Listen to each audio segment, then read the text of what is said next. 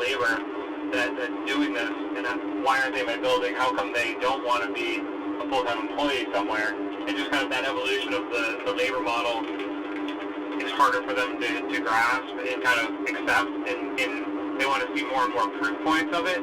Hearing of other companies being successful with crowdsourcing, or seeing sample data or sample projects done by someone in the crowd to validate that, yes, these crowd workers can produce a work product equal, if not better, than what they're getting from their internal labor force, thereby allowing their internal labor force to focus on higher priority, higher value driving business initiatives within the company.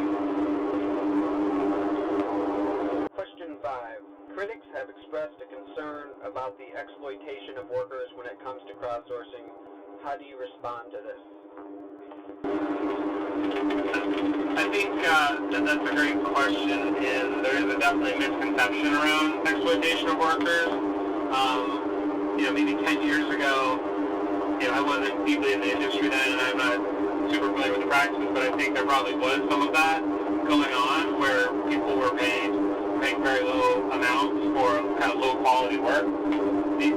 Currently, in recent memory, as work has become more specialized and driving far more value for customers using crowdsourcing, the wages have risen tremendously, especially for the specialized work where it is high value work for the company.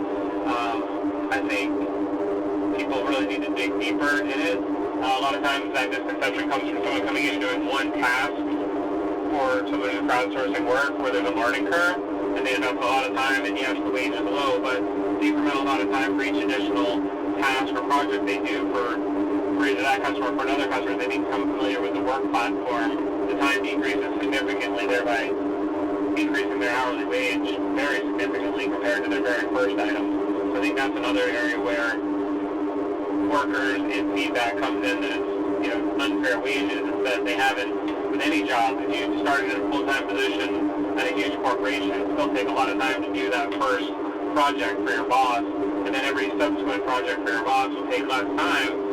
And obviously on an hourly basis, you're getting paid by a project.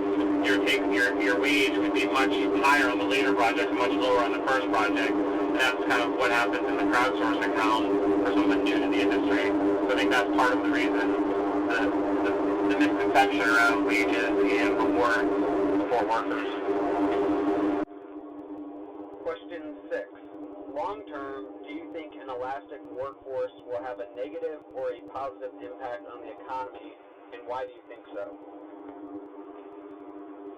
I think elastic workforce will actually have a positive impact on the economy. It allows people who are underemployed workers in our society to find work.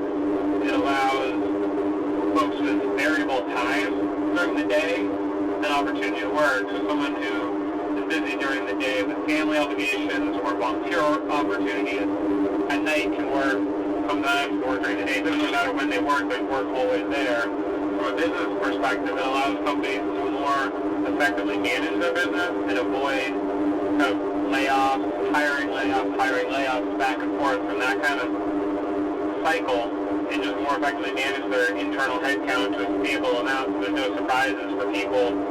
Our society can be more balanced and have more predictable income.